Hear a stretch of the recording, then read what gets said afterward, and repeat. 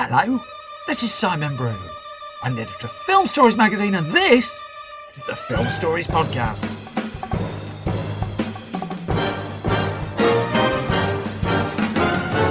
Come with me. And I show you how deep the rabbit hole goes. And movies that had stories. That the story just sucks them in. This is just the beginning.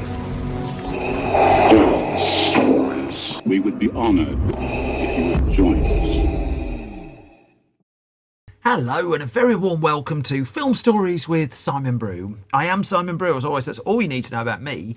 The aim of the podcast, though, well, the title gives it away. I'm here to talk of the stories of films, and I tend to talk about development stories, production stories, marketing stories, release stories, all the ingredients that go to make the films that we know and sometimes love, just that, the films that we know and sometimes love. The films I tend to cover on this podcast have more of a mainstream leaning to them than anything else. They're films I'm interested in or invested in to some degree. I do try hard not to do snark and not to punch down. This podcast is an appreciation of cinema, of and basically me respecting how hard it is to make a film, and just a celebration of the fact that films somehow manage to get made. But that's enough preamble. I just want to get on with it, if that's all right. And I'm going to start by playing you a clip from the first of the two films I'm talking about in this episode of Film Stories. Let's go back to the mid-2000s. I'll play you this. I'll come to the story the other side of this. One. You listen to me. I got exactly what you asked for. Did you want something else? So if there was a misunderstanding, I will fix it. I can get it. Whatever you want.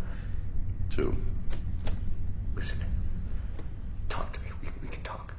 Like gentlemen. Three. God!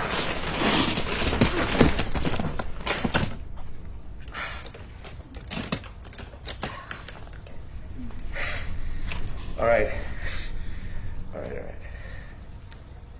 I know where the rabbit's foot is. I can help you. The way you helped me on the airplane? That way? You put the gun down. I'm not talking to you like this. That's your choice. Four. The rabbit's foot's in Paris. You want to know where in Paris? Then let her go. Because you will It's never... not in Paris. Five. I can get it for you. But you kill her, you do this, you get nothing. Are you listening to me? Well, he doesn't sound too happy, does he? That was Tom Cruise leading the cast of Mission Impossible 3, directed by JJ Abrams, written by Alex Kurtzman, Roberto Orci and JJ Abrams, and starring Cruise, Philip Seymour Hoffman, Ving Rhames, Michelle Monaghan, Billy Crudup, Jonathan Rhys-Meyers, Kerry Russell, Maggie Q and Lawrence Fishburne. And so, this story starts in the early 2000s, and this was a point where I think the air was starting to come out of the movie star era of Hollywood, that throughout the 1990s, in fact for decades really, the go-to theory for having a big movie in Hollywood was you put a star in it, and whatever happens, no matter how good the film is, if you've got a star in the film, it will open big, so thus you pay stars lots of money, etc., etc. Now, what changed in the mid-1990s is special effects got good and studios became alive to the fact that nothing is more universal than a special effect or a car chase or something of that ilk. That whereas a movie star's personality may appeal to some and not appeal to others, you're on fairly safe ground with big explosions and computer-generated imagery. And so as such, star power was starting to wane with a few exceptions. And one of those exceptions was Tom Cruise. That 2000s Mission Impossible 2, which I've covered previously at Film Stories, had given him, I think at that point, it was his biggest hit to date. He was the key talent on the Paramount Pictures roster of stars. Cruise, with his Cruise Wagner Productions, set up with Paula Wagner, his producing partner, had a long-term production deal at the studio. They'd set up the Mission Impossible film franchise based on the TV series at Paramount in the 1990s, and the first two films had been big hits. So, fairly obviously then, there was going to be a third film. And work began in earnest a year or two after everyone had finished counting the money from Mission Impossible 2. Now, the current run of Mission Impossible films, the last couple of them and the next couple of them, have all been directed by one person, Christopher McQuarrie. But in the early stages of the Mission Impossible movie franchise, the director's chair was being handed around. So on the first movie, I mean, Brian De Palma was hired to direct that one. He was allowed to bring in his own visual style to that and his own ideas to it. The second one, again, in came John Woo, a really individual director, and his style was writ large on the screen with Mission Impossible 2. And so Cruise was looking around for other distinctive directors who could come in and bring something to the saga. Now, to his credit, he was looking for something other than a straight director for hire. He was looking for someone who would put some degree of imprint on the film. And so when it came to Mission Impossible 3, the first name that bubbled to the top of the list was David Fincher. Now, Fincher, it's worth noting that names such as Oliver Stone were in the running for Mission Impossible 2, so Cruise really was looking around. And in the case of David Fincher, as we get to, 2002, when his first name was linked in the press with the movie, I mean, he'd come through the Alien 3 debacle, he'd done Seven, he'd done Fight Club at this stage, he'd wrapped up work on the film Panic Room that was just on the verge of coming out, and Fincher was someone of interest to Cruise and to Wagner and to Paramount Pictures. And so by 2002, Fincher was said to be taking the film on, even before Panic Room was fully in cinemas around the world. And at this stage, with Fincher on board, that meant that Paramount could plan to have a big tentpole movie, and these were very, very important still at this stage, for the summer of 2004. That was the idea. Get the movie shooting end of 2002, early 2003, have it ready for the middle of 2004. And there we have it. I mean, problem solved. Now, Fincher's appointment raised some eyebrows. I mean, as I've just hinted before, he'd had an experience with a movie studio and a third film in a franchise with Alien 3. And even appreciating he was making his feature directorial debut on that movie and he didn't have the clout and power that he had coming into Mission Impossible 3. I mean, there's a story and a half of the experience he went through on the movie, and the thought of him coming on and doing another studio sequel, well, that was a surprise. I mean, it was a coup, really, to be clear. But as he told The Guardian, I mean, there were things about the Mission Impossible 3 that he was pitched and he was talking about that were of real interest. He was on a press tour in London promoting Panic Room, and he described the central concept for the Mission Impossible 3 he was signing up to as, quote, a really cool idea, really violent. And he sort of knew what he was getting into. I mean, he'd been through the studio system a couple of times. In fact, all of his films at that point had been made through studios. And he said, you can never really make exactly the movie you want to make. But if Paramount let us do even half of what we want, it should make for a pretty interesting film. Yep, Fincher was gone within months. His tenure on Mission Impossible 3 was not very long at all. And, I mean, creative differences, really. He also had an offer to direct film Lords of Dogtown, which wouldn't work out for him, although the film would. And, in fact, Fincher would move on to argue. I mean, there's an argument it's his best film. We will come to it in a future episode. Zodiac, absolute masterpiece of a movie that is. But bottom line was, by the end of 2002, Fincher was out of Mission Impossible 3. And he would reflect in an interview with MTV that he said, I think the problem with third movies is the people who are financing them are experts on how they should be made and what they should be. And he said at that point, when you own a franchise like that, you want to get rid of any extraneous opinions. That Fincher would have had an extraneous opinion. He said, I'm not the kind of person who says, let's see the first two, I see what you're going for. He says, you'll never hear me say whatever's easiest for you. And the parting of the ways in the end seemed pretty much inevitable. In fact, the only other studio sequel that I can see that Fincher was attached to, even lightly, after Mission Impossible 3 was World War Z 2, which I've covered on a previous episode of this podcast. And again, it just petered out without Fincher making the film. And so Paramount needed a director. No matter, here comes another candidate through the door. And this one was a bold indie choice. That Joe Carnahan had come to Hollywood's attention with the terrific film Narc. I do recommend checking that out. Cruise was a big fan of it, and Cruise sought him out. And by early 2003, Joe Carnahan was attached to be... he was the new director of Mission Impossible 3. It would be his first blockbuster movie. And he would work on the film for a period of about 15 months. He was on this for a long time. But the story he was working on went in a very different direction to the eventual film that we got. Because there was a plotline that was said to involve the Mission Impossible team shutting down altogether. In fact, this would come back up for the fourth movie. That would pick up that particular strand. Dan Gilroy, who directed The Wonderful Nightcrawler, came in to co-develop the script with Joe Carnahan. They stripped this right down to the point where Carnahan just described it as quite a parody of a spy movie. This was going to be low budget. This was going to go back to bare bones. That Kenneth Branagh was sought to go toe-to-toe with Tom Cruise's Ethan Hunt in the film. And there was, as much as there was toing and froing through development, and Carnahan and Cruise were working together on this, it was getting quite far down the road. That it got to the point where Paramount scheduled filming to start in September 2004, and Carnahan could go ahead and hire some personnel to co-star with Cruise in the movie.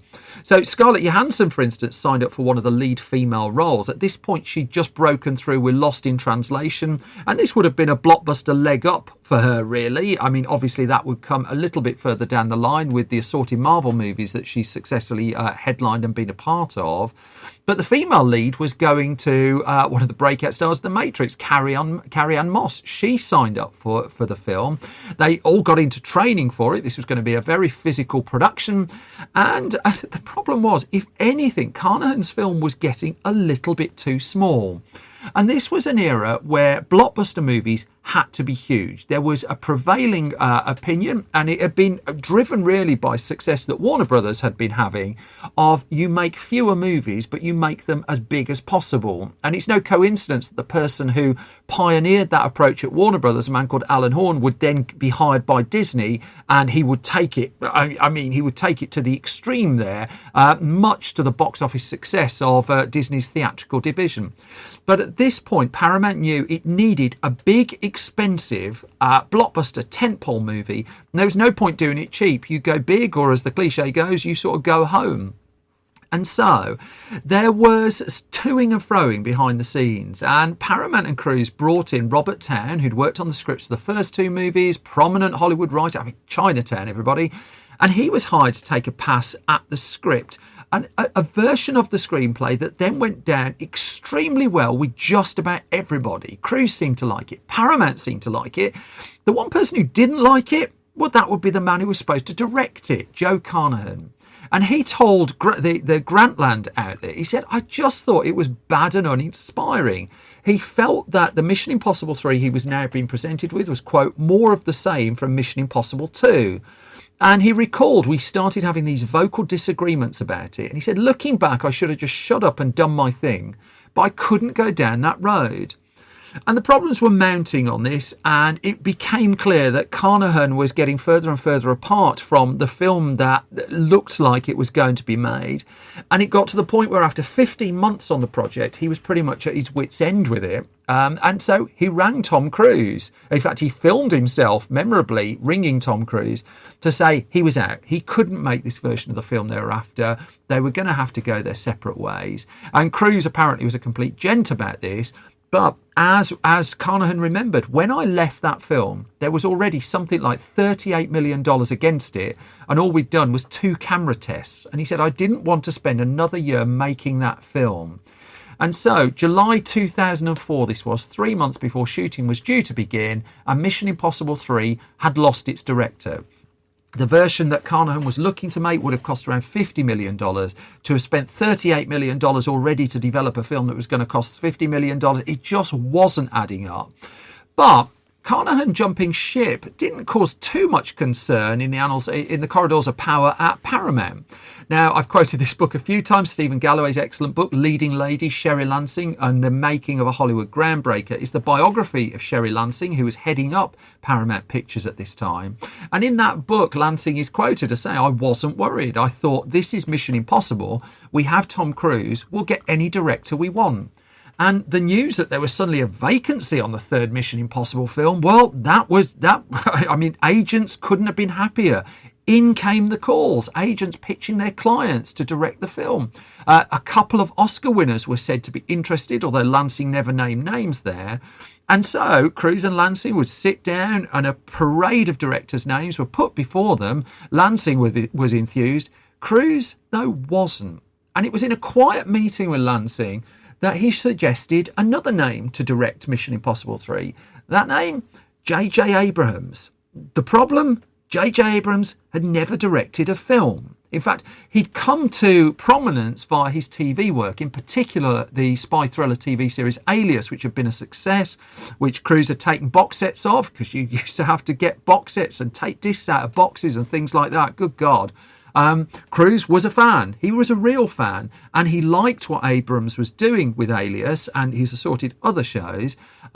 And so he recommended him as the director of Mission Impossible 3. And in truth, in that meeting, he held the cards. Lansing needed a big film for the summer by now it was moving on to the summer of 2005, and Paramount had no other option there. She needed a big film. She needed Tom Cruise. She needed Mission Impossible 3. And you couldn't do that without Cruise. And also, as it was set up through Cruise's production company and he was a producer on the movie, well, why would you isolate your star on him? Lansing pushed back a little bit. I mean, he's a television guy. He's not done that. I mean, the dividing lines between film and TV were still very broad in the early 2000s. And before Cruise had mentioned Abrams' name as a possible director, it just hadn't come up anywhere else. Now, Cruise had reached out to Abrams, as it turned out, they talked about Alias. He got hold of copies of Alias, and Abrams had just assumed it was just writing that they were interested in. But Cruise was adamant with Lansing that he wanted Abrams to direct this film. And shortly after Joe Carnahan left, the offer went in. I mean, as Lansing described, she said, what about this big director who's won 2 Academy Awards? What about the one that's just been nominated? And she's just said, Tom listened and said, they're good, but I don't think they're right. He wanted Abrams and he got what he wanted. And so Lansing contacted her opposite number at Disney, then a man called Michael Eisner. And the problem there was JJ Abrams had commitments that he'd been shooting a pilot for a TV show called Lost. What happened to that? And so post-production work was continuing on that. And this was a TV show set up at the ABC network that was owned by Disney. So Disney had his contract. Disney had Abrams' time. Abrams was committed to doing the first season of Lost. And as it turned out, he was committed to the show for the next 18 months. So at this stage, when she heard this off Eisner, I mean, Lansing breathed out. Well, she could relay this back to Tom Cruise. And I mean, surely that knocked JJ Abrams out of the running. But then Tom Cruise hit her with the bombshell. We'll just have to wait for him. Now, this ripped a dramatic hole in Paramount's summer 2005 schedule and gave Sherry Lansing a massive, massive, massive headache. As much as Tom Cruise was adamant all would be okay, and he said to her, just trust me, it will be fine, she was going into a difficult year with no blockbuster at all. She would have been the only Hollywood major not to have a blockbuster film for the summer of 2005. And she tried desperately to push Tom Cruise to do it and to bring in another director. Surely you'll be too old at one point, she suggested. A comment that just looks, just a bit odd, given that Tom Cruise is now 60 and has just made Top Gun Maverick by far his biggest film. But at that stage, she was looking for reasons just to try and persuade Cruise to make the film then with someone else. But it wasn't going to happen. And so she resigned herself to the fact that Mission Impossible 3 was now going to the summer of 2006. She rang round studios. I mean, can we co-finance a blockbuster film? Have we got anything in development? I mean, this was less than a year really before she had to have a film ready, and the slot was empty. Until, I've covered this in a previous episode of the podcast as well, Steven Spielberg rang up and said, how about doing War of the Worlds with me and Tom Cruise? We can turn it round in a year. Lansing's problem was completely solved. But going back to Mission Impossible 3, I mean, Abrams was now on board then, but the problem here was he didn't like the script and he wanted to rewrite the script. And that slimmed down Mission Impossible 3 that Carnahan wanted was about to be pretty much erased. A couple of bits of it make it into the final movie, but this was going to dramatically change. And of course, that start date of September 2004, that was just a complete no-no now. Abrams brought in Roberto Orci and Alex Kurtzman to work with him on the screenplay. They worked with him on Alias. And the changes that they started to make had a fairly immediate impact, that by May 2005, 2 members of the cast were now dropping out. Scarlett Johansson was gone, Carrie-Anne Moss were gone. A report at E! Online's just basically cited, quote, concerns about changes in the script and production delays. And as Abrams said in the same piece, said the script was rewritten. I'm a huge fan of each actor that they cast originally, but to have kept the actors when we're reinventing the story would have been an odd process. Abrams was making this film much bigger, much more expensive. And he said to say write a script with these people in mind for characters that haven't been written just felt like we had to start over with a clean slate, and both Johansson and Carrie-Anne Moss were out of the film. Scheduling and his desire to make the film As You Like It, his latest Shakespeare adaptation, that also knocked Kenneth Branagh out of the movie as well. And so Abrams pretty much had his clean slate. The only member of cast he was committed to and had to take across was Tom Cruise. Tom Cruise had gone out to bat for him as well, so it wasn't really going to be a problem here. But by July 2005, they got to a point where the film was getting ready to go, that Abrams had brought in a fresh cast, and it was a film, the film that he put together, I think, is less ensemble than all of the other Mission Impossible films. It's a bit more of a Tom Cruise vehicle, but that didn't mean it didn't attract an impressive cast. I mean, Philip Seymour Hoffman signed on the dotted line, Michelle Monaghan came in, Lawrence Fishburne was soon on board. There was a point where it looked like Ricky Gervais might sign up in a kind of comedy reliefy role that had the role of Benji. Now, quite how much substance there was to that, I don't know. And quite how far down the road that got, I don't know. What I do know is that Simon Pegg had joked about appearing in the movie, and then to his considerable surprise, he got hired for it instead. And Pegg, I just want to acknowledge this, has been very, very candid about his battle with drink that he was fighting at the time, and just how JJ Abrams stuck with him. And his role, spoiler, would recur to this day and will continue throughout the franchise. And by July 2005, the 12th of July 2005, finally, Mission Impossible 3 could go before the cameras. Now, stories of the actual shoot of the film are fairly light, really, that there was a mix of filming in the US to match overseas shots as well, that bits of Shanghai were rebuilt in the US, but there was some filming in China, there was filming in Italy, in and around the Vatican, filming in America. You'll be surprised to hear that Cruise, as was becoming his way, was doing pretty much all of his stunts for the movie, whereas newcomers such as Kerry Russell had to put in months and months of work to be able to go toe-to-toe with him on this, and did go toe-to-toe with him on this. And the filming wrapped up November 2005. I mean, it was a very stunt-filled but fairly straightforward as blockbuster movies go, shoot. And fairly soon it was into post-production. But there were challenges coming around this movie that I briefly acknowledged this, but Tom Cruise's star had taken a little bit of a battering over an appearance on the Oprah Winfrey Show, which had, in the eyes of some, damaged his popularity and box office strength at that point. This would come to be tested when Mission Impossible 3 was finally released. There was also some contention over an episode of South Park, and an episode that had things to say about the Church of Scientology, of which Cruise is, of course, a member. But this created something of a press furore as well. Quite what story that was out there you believe is entirely up to you.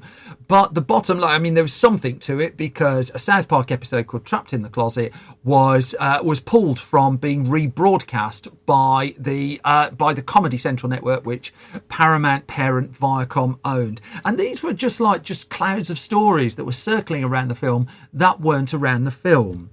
There was a cracking promotional story for this one. One of those things that really tests whether all publicity is good publicity, because one of the wheezes that Paramount came up with to promote the film, and it had given this a big release date. It was going to be the first blockbuster of 2006, May the 5th, 2006. Worth noting that the final budget of this said to come up to $150 million. I mean, far more than Joe Carnahan was looking to spend. But the week before the release, Paramount did a deal that basically put digital devices around newsstands in the Los Angeles area. And the idea was that these devices, when activated, would play the theme tune to Mission Impossible. So you would open up a newspaper dispensing unit, and then this device would kick in, you get your copy of the Los Angeles paper, and Mission Impossible would play. And so I don't think it's tricky to see how this got through. That seemed like a good idea. However, the problem was that these digital devices caused some degree of concern that consumers opened up the newspaper dispenser and saw a digital device secreted away on a newsstand. The devices were 6 inches long, they were 2.5 inches wide, and they came in a red plastic box with wires attached. And perhaps not unreasonably, this raised some degree of panic amongst people who saw that. In fact, at one particular intersection where one of these newspaper dispensers was, people were concerned enough that they called in the Los Angeles Police Department, and the reports were then taken seriously to the point where in came the Los Angeles County Sheriff's Arson Squad, and that arson squad blew up a Los Angeles Times newsstand at this particular intersection for fear that this device was something that, let's just say, wasn't promoting Mission Impossible 3. And so what this meant, I mean, there was a medical centre as well in West Los Angeles that had to be evacuated when a device was spotted inside a news dispenser. This was an evacuation that affected some 300 people, 50 patients of the place as well. And so Paramount Pictures and the Los Angeles Times were then threatened with a federal lawsuit over the promotion. Paramount was ordered to pay, or Viacom, the parent company, was ordered to pay to the Veteran Affairs Centre, which was one of the places affected, damages of $92,855.77. And I've got no idea where the 77 cents came from, but let's just say that this particular promotion had backfired. That said, the film was still expected to be a big hit, that the promotion had ramped up. Paramount was putting it on over 4,000 screens across the US, and the reviews for the movie were good as well. If anything, they were slightly better than the reviews that Mission Impossible 2 had enjoyed, and Mission Impossible 2 had gone on to be an absolute monster hit. Now, I'll say up front, Mission Impossible 3 is probably my least favourite of a franchise I like a lot, but still, there's an awful lot to enjoy in it. The problem for Paramount was its fears that the pulling power of its star might have been damaged proved to be true, that for whatever reason, Mission Impossible 3 opened to a lesser box office opening number than its predecessor, $47.7 million. It's not as if either it was up against in that first week particularly taxing competition. This was the first blockbuster out the traps. This was the one that others have been avoiding. I mean, the number one film the previous week, down to number 2, was the Robin Williams headline comedy RV, released as, was it Runaway Vacation or Runway Vacation in the UK, because they think we don't know what RVs are. An American Haunting was sat in third place with $6.3 million. RV had got $11 million. Stick It, $5.4 million. United 93 was around. That hadn't done great. The biggest hit of the year at that point was still in cinemas, Ice Age The Meltdown, but even then it was only bringing in $4 million. So Mission Impossible's $47 million was done against a pretty clear path for the film, and there was no getting away from it. It was seen as a disappointment. The following week it had competition. I mean, Poseidon came along, a big budget remake of the Poseidon adventure, and it held on to first place, losing, I lost 47% of its money, but still not a bad hold for the second week. But then, just by some degree of yardstick, then the Da Vinci Code popped up, starring Tom Hanks and his hair, and that opened with $77 million and just dwarfed the takings of Mission Impossible 3. And I think Mission Impossible 3 is a far better film than the Da Vinci Code. But then the week after, X-Men The Last Stand opened with $102 million, and it just made Mission Impossible 3's performance look relatively weak, really, certainly against studio expectation. In fact, the domestic gross, the US gross of Mission Impossible 3 would be $134 million. I mean, notably down. The overseas gross, $264 million. The total worldwide take of the movie came in at $398 million. And by way of contrast, Mission Impossible 2 had come in at $546. I mean, this had dropped and dropped significantly. And there was no way to hide that, really. $150 million down, even though the film had been well received. It didn't take too long for fingers to start pointing, and the then boss of Viacom, a man called Sumner Redstone, a notable media mogul, I mean, he'd had enough. He argued that it was reports of Cruise's private life that had allegedly wiped $50 million off the US box office alone for the film. And he was instrumental in ending Paramount's long-running deal with Tom Cruise at that stage. And that was the point where Tom Cruise went off to run United Artists for a little while and generate a few films there. Eventually, he would come home for Mission Impossible Ghost Protocol. He would be back at Paramount, and his tenure there has been ongoing ever since. But there was a break there. There wasn't for JJ Abrams, who would set up a continual selection of projects with the studio, both on TV and in film. I mean, I've looked at Super 8 and his Star Trek film on this podcast before. But Mission Impossible 3 just sits a little bit as an outlier in the franchise. It's the only one in the whole series so far that's just felt like, at the very least, a commercial disappointment. Perhaps also the one that slightly doesn't fit all the others. Has lots of fans, has lots of good things in it, but the story behind it was one also tied in, I'd suggest, to a very changing Hollywood. And so that brings us to the halfway point of this latest episode of Film Stories. So I'm just going to do a few parish notices and then we'll crack on with the next film. First of all, if you like this podcast and don't mind supporting it, there are 3 ways to do so. I'm hugely grateful for any of these. On Patreon at patreon.com/Simon Brew, if you want to chuck a few coins into the pot, it's hugely appreciated. That money's then spent on research materials for this podcast. And it also goes to pay new and upcoming writers for our website as well. In exchange, you get the podcast early. You find out gossip of what we're up to, all sorts going on there. Costing you absolutely nothing, meanwhile. If you can subscribe to this podcast, that helps enormously. That does things with algorithms that I don't understand, but apparently it makes us world dominating. So who knew? Likewise, if you can leave ideally a hugely positive review, things like that help independent podcasts enormously. It is very much appreciated. Other bits and bobs, the latest issue of Film Stories magazine is going on sale shortly. You can find more on that at store.filmstories.co.uk. Tickets are also on sale for my next Live in Conversation with podcast recording. It is in London on Wednesday, October the 5th, 2022. And we're going to be recording a special episode with director Paul Feig. Details of that can be found on our website at filmstories.co.uk, unless the time has passed when you've caught up with all of this, in which case the podcast's probably out by now. And then we've got another live event coming up in Birmingham on November the 2nd. Tickets about to go on sale for that as well. More details on all of that soon, but I'm boring myself with these notices, so I'm going to crack on with the second of the 2 films I'm talking about instead. We're going to go to the 1990s. I'm going to play you a clip from a hit comedy, and I'll come to the story of it the other side of this. Pop, I'm getting married. It's a girl. I met her at school. It's this wonderful... Are you upset? But let me tell you why. Don't use that tone to me. What tone? That sarcastic, contemptuous tone that means you know everything because you're a man and I know nothing because I'm a woman. You're not a woman. Oh, you bastard. Are you crazy? You can't get married. It's out of the question. We've been sleeping together for a year. Oh, God. Has he been tested? Oh, Kevin. Yes, and so have I. Who's his father? His father is in the arts. You do an eclectic celebration of the dance. You do fussy, fussy, fussy. You do Martha Graham, Martha Graham, Martha Graham. Or Madonna, Madonna, Madonna. So that's a clip from 1996's The Birdcage, directed by Mike Nichols, screenplay for this one by Elaine May, and starring Robin Williams, Gene Hackman, Nathan Lane, Diane Wiest, Dan Futterman, Callisto Flockhart, and Hank Azaria, and of course the wonderful, wonderful, wonderful Christine Baranski in the ensemble as well. And so, I mean, it's a bit of comedy history, really, the pairing of Mike Nichols and Elaine May, who particularly in the early stages of their career were a seemingly inseparable comedy double act.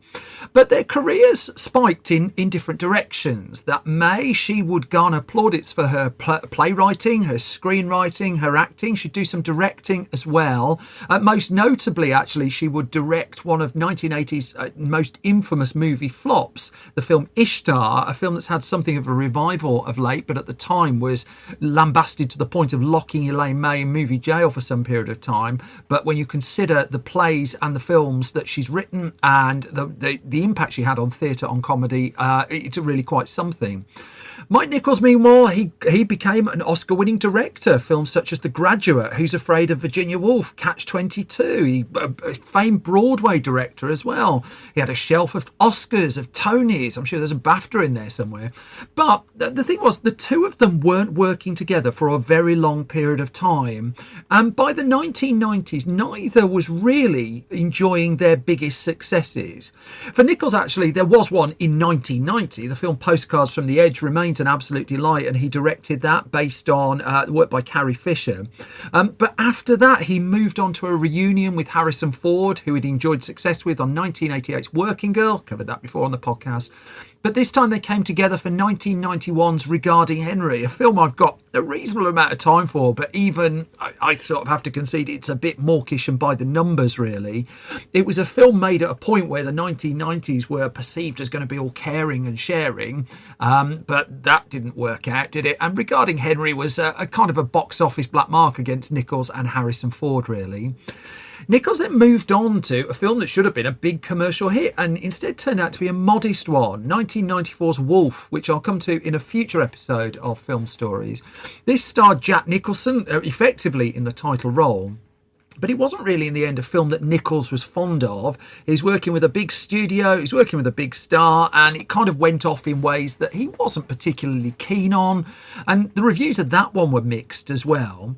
But still, he was getting calls. I mean, he was still Mike Nichols. He was still like the darling of Broadway. He was still Oscar-winning Mike Nichols. And so projects were being offered to him, even though there was a school of thought that his best movie days were behind him and his days of having big hit movies, they were probably behind him as well.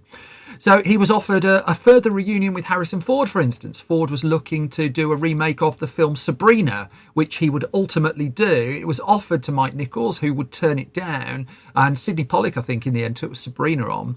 But what Nichols wanted to do was work with his old comedy partner again. He wanted to work with Elaine May. The pair had properly reconnected and were keen to work together, and they were on the lookout for some kind of project.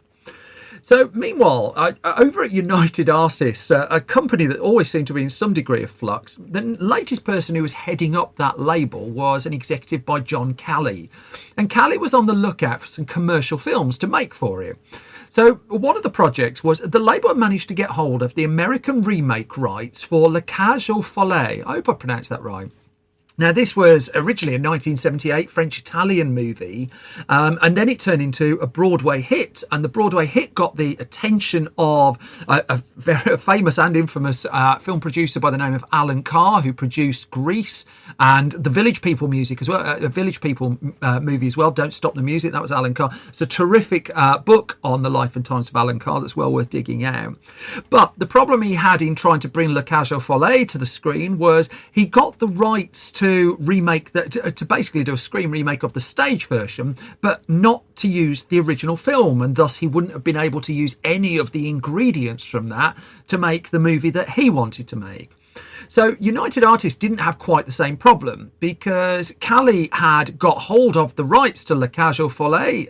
United Artists was going to distribute it in the US, and part and parcel of the deal it struck, and a very savvy deal as it turned out, was it would be able to make a remake of the movie as well, based on the film version that was continuing to build an audience. And so, I mean, Nichols was, he was all over what was happening on Broadway anyway, and was very aware of the Broadway success of La Cage aux Folles. And so much so that, as per Mark Harris's excellent Mike Nichols biography, which again, I hugely recommend, I'm also drawing on Dave Itzkoff's biography of Robin Williams for this podcast as well. But Nichols asked John Calley to renew the rights to the original film, and then he took a further step. He confirmed it would be his next film as director, and John Calley, delighted. He'd landed Mike Nichols for this project. It wasn't going to be the most expensive movie to mount, and Nichols, a proven comedy director, could this be his biggest hits in something like Working Girl? Could he get that light touch onto it and make it work? And then when Nichols revealed that he wanted Elaine May to write the screenplay for it, well, it caused a bit of a temporary flutter in Hollywood. And as Nichols would say, he said, this is a project we wanted to do for 15 years because we knew from the first that it was timeless comedy with a terrific plot and a wonderful ending.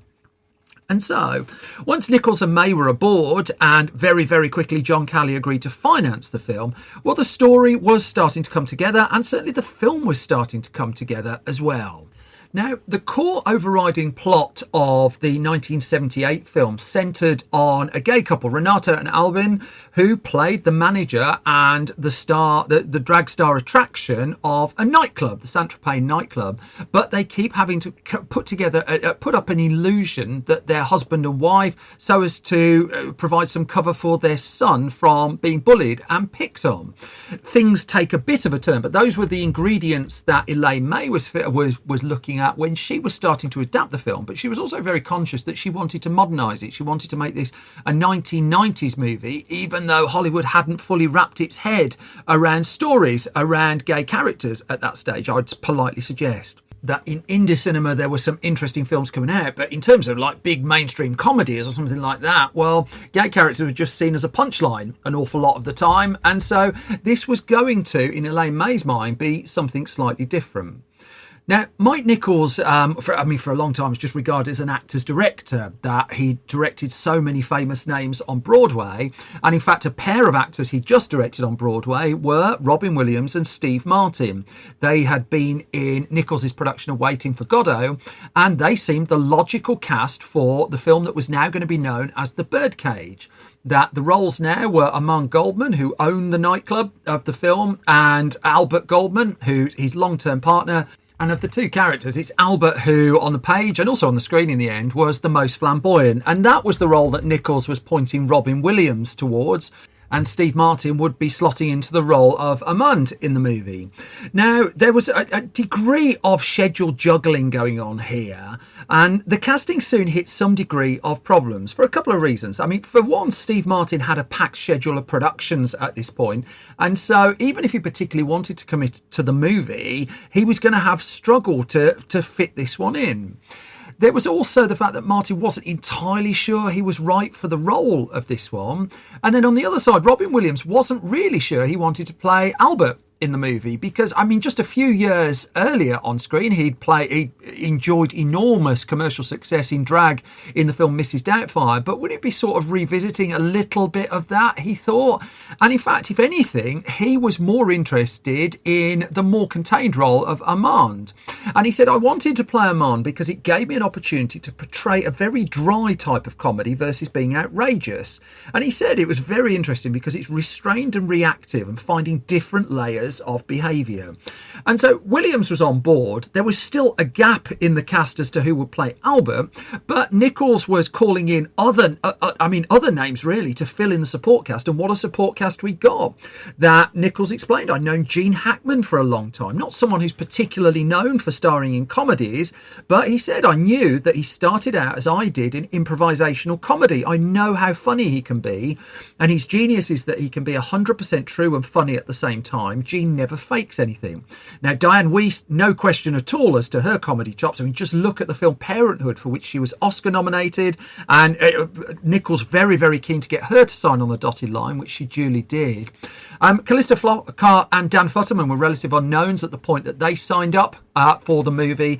And then there was Hank Azaria, who Nichols had seen in the film Quiz Show. I absolutely adore the film Quiz Show, and Azaria's role in that is really quite something. He does quite a lot with not an awful lot in there, and he was keen to bring him into the ensemble for this one. Meanwhile, May's modernising of the story was still going on, that she and Nichols were very aware at this point that Hollywood studios hadn't put gay characters at the front of a mainstream comedy before. I mean, this has been recorded in September 2022 when the film Bros is coming out, which, I mean, a lot is being made of the fact that that is a romantic comedy with a gay lead and a gay character. And, I mean, it's quite telling that decades after we talk about The Birdcage, Bros still feels like something of a novelty. But they were May and Nichols were both determined to address the fact that gay characters were just in the background of these big mainstream movies at this point. And as Mark Harris wrote in his book, May made some changes to reflect the bigotry and hatred that was then making headlines. And AIDS was still very heavily in newspaper headlines at the point that she was writing the film. And the quote continues that Albert and Armand's prospective in-laws would now be an outspoken moral majority politician and his wife. This version of Le Birdcage, Americanized as The Birdcage, would be the unmistakable product of a moment in which gay people were in peril, and it would clearly identify those who demonized them. And that was what they were weaving into the script. Now, John Calley at United Artists would admit that he was a little bit nervous about this at this point, but nowhere near nervous enough to put his foot on the brakes, and the project was still moving forward. But at the point where Steve Martin dropped out of one of those co-lead roles, well, Nichols went back to Broadway and he came up with a left field choice, Nathan Lane. Now, as much as Nathan Lane was known to Broadway audiences at that point in terms of major movie star roles, well, let's just say the slate was pretty much clean. And I mean, Lane at the point was starring in Broadway in the play Laughter on the 23rd Floor, penned by Neil Simon. And Nichols went backstage at a performance of that and basically offered Nathan Lane the co-lead role in The Birdcage. And Lane admitted he was absolutely shocked by this. That said, he may have been shocked, but he still had to turn it down because Lane at this stage was committed, once he'd finished with Laughter on the 23rd Floor, to another Broadway show that was being produced by Scott Rudin, a notable film producer as well as a theatre producer. He's been in the headlines of late as well. Do look him up. And so in the end, what happened was Nichols talked to Kevin Kline about possibly taking on the role, but he still felt in his heart that Nathan Lane was the right person for this. And so he called Scott Rudin up and said, could you possibly jiggle the schedules for your production? Which Rudin agreed to do, ceded to the request, and it did mean that Lane could sign on the dotted line after all and co-star in The Birdcage. This would mean Williams could jump to the other leading role as well, the cast rounded out by the wonderful Christine Baranski. I'll never get tired of calling her wonderful. Meanwhile, Nichols was also doing his research. He went to see drag shows in Chicago with Elaine May. Production designer Bo Welsh was taking them in with them as well. And they got to a point where the cast and crew were to assemble in April of 1995, towards the end of April 1995. And Nichols, coming from a theatre background, remained a big one for rehearsal, to the point where on The Birdcage he built a schedule that allowed for 3 weeks of work in advance, and this turned out to be gold dust because Williams and Lane were relatively new to each other. They'd certainly not co-starred in anything with each other, and they were able to work out the space of their partnership that they were going to be putting across on screen. And it also allowed Nichols basically to hammer down the script with his cast as well, and so that they could all get it into a place where they pretty much knew what they were doing.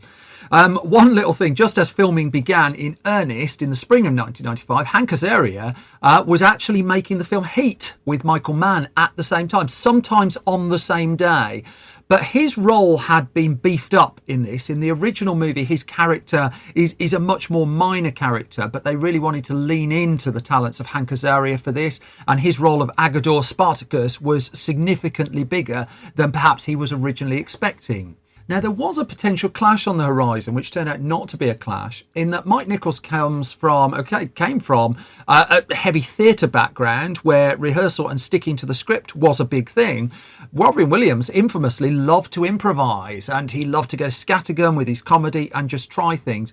And so what they did is Nichols imposed a few ground rules that he insisted that his actors would have to do the script first. They have to film all the scenes as they are written so that the screenplay basically goes into the camera and at least he's got his options in the editing room. And only when he was satisfied would he let Williams or Lane just go off and improvise and try stuff. Only when he had the basics that he absolutely needed from the script. And so some of those improvisations did make it into the film, but Nichols was very, very disciplined about what he felt fit the story and the tale really he was looking to tell. But that didn't mitigate the fact that sometimes on set he would be laughing so hard at what his actors were coming up with, he either had to leave the room, or Williams at one stage told a story that they basically had to put a blanket over Mike Nichols' head to muffle the noise as he was giggling away.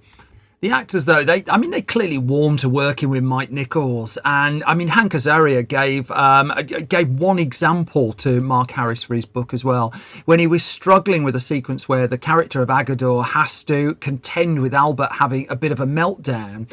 And Azaria went to Nichols and just confessed he had no idea how to play this. He doesn't know quite what to do. And Nichols said to him, your character is partly based on Judy Garland's dresser. And he explained to Azaria that Judy would panic before every performance and her dresser would panic with her and then panic more than her, so that she'd have to be the one to tell him to calm down. And that was their ritual. And Azaria just kind of stood back and just said, it's just brilliant. And he said, no other directors say things like that to you, at least in my experience. One really nice thing too about the shoot is Nichols and May would be working very closely throughout it. They'd be basically working in tandem, and Nichols would just relate that he loved making this particular one. The one really interesting thing as well is in amongst all the improvisation, he was on the lookout for what was described as the expensive laugh. And again, this is one last quote from Mark Harris. And the expensive laugh was defined as the joke that came at the cost of believability, consistency, or emotional honesty. And he was watching that like a hawk throughout the shoot and also through the post-production of the movie. But the post-production was relatively smooth. That the shooting of the movie wrapped up in July of 1995, and Nichols had about 6-7 months to sort the post on the film, but he knew what the film was going to be. They'd done the work in rehearsal. Elaine May's script had hit what he needed it to do. And I mean, he was at a point where after his previous 2 films, Hollywood had written him off a little bit, and he knew that the Birdcage was going to be a thing for him, and he knew he had something. When he screened the final cut of the movie to a special screening in Martha's Vineyard to his editing team, and as it was described, just said, I was very emotional and very angry. I couldn't speak all through lunch. And Nichols said that I just couldn't. He said this to the New Yorker. The film was so good, so strong. I realised I'd had no inkling of my anger at the people who'd written me off. And my reaction instantaneously was, what does that say? Cluck you, buzzards. You thought I couldn't do this anymore. I mean, one further point in post-production on the movie as well is Stephen Sondheim contributed a trio of songs for the film. One of them was going to open the movie as well until Nichols decided he wanted to open it with the song We Are Family instead. It's worth noting as well that while he was making these decisions, Robin Williams had another box office hit, that the first Jumanji movie had come out and had spiked at the box office.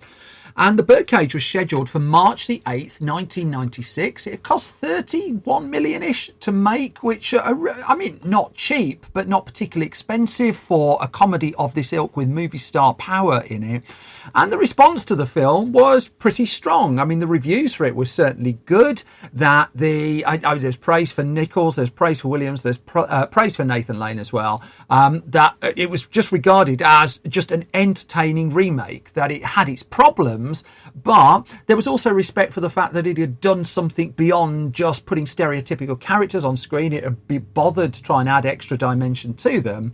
But as always, the big test was going to come with this one for a big commercial comedy when it was put before punters and headed off to the box office. And in this case, let us just say, it was pretty much champagnes all round. That the movie opened March the 8th to the 10th, 1996 in the US. It opened in #1 slot at the box office. And in its opening weekend, it helped itself to $18.2 million, comfortably beating the other opener, the other big opener that weekend, which was Homeward Bound 2, Lost in San Francisco, which in second place with 8.6. Hellraiser Bloodline came out that weekend as well. That was in 5th place with $4.5 million. And I mean, it was a nice contrast, really, that the Birdcage, which was kind of a romantic-y comedy, displaced from the top slot a more traditional Hollywood rom-com, Up Close and Personal, starring Robert Redford and Michelle Pfeiffer. The Birdcage got decent word of mouth as well, and it just dropped just 12% of its business the following week as Executive Decision flew in to open against it. It held the top slot with 16 million on its second weekend. Its third weekend, it held off another remake, actually, of a European film, Diabolique, starring Sharon Stone. That opened in third place with 5.5 million. The Birdcage was still at the top, 13 million on its third weekend. Spike Lee's Girl 6 opened that weekend as well. Steve Martin had opted towards Sergeant Bilko remake instead of the Birdcage, and that opened in second place on the March the 29th weekend with 8.1. What do you know? What was still at the top? The Birdcage. It had run 4 weeks straight at the top, and it was only Primal Fear in the end that just about displaced it by a couple of $100,000. The Birdcage, by the time it ended its American run, had grossed 124 million for United Artists. It was delighted with the take. Added about another 60 million outside of the US for $185.3 million. It comfortably gave Robin Williams one of yet another box office office hit, and it comfortably re-established the Mike Nichols Elaine May dynamic, as well as box office returns for the pair that they would then take into their next project, the 1998 political movie Primary Colours. That's surely one for another episode of Film Stories. But The Birdcage, in his own way, quietly groundbreaking, a couple of problems to it, but a comedy that was just trying to do something a little bit different with a very experienced director and a very experienced writer, and a double act back together where they belonged. And what do you know, we've come to the end of another episode of Film Stories. Thank you so much for listening. Thank you for your eardrums and thank you for your time. If I've not completely bored you, you can get more from me on Twitter at Simon Brew. You can get more from the entire Film Stories project at Film Stories Pod. Our website is filmstories.co.uk. If you head to store.filmstories.co.uk, you can buy our magazines. There are lots of magazines, Film Stories and Film Junior magazines. We've got a Sneakers Blu-ray that we've made here in the UK as well. That's available to purchase there. We're at facebook.com/filmstoriesonline, youtube.com/filmstories, and you can also download our other podcast that we've co-produced with Why Now, the Film Quiz podcast hosted by Nick Helm. That's also available wherever you get your podcasts from. For now, I'm going off to make another Film Stories podcast, so why not? Most important thing is, as always, you take care, you look after yourselves. I'll be back soon with another bunch of Film Stories. You all take care. Bye-bye.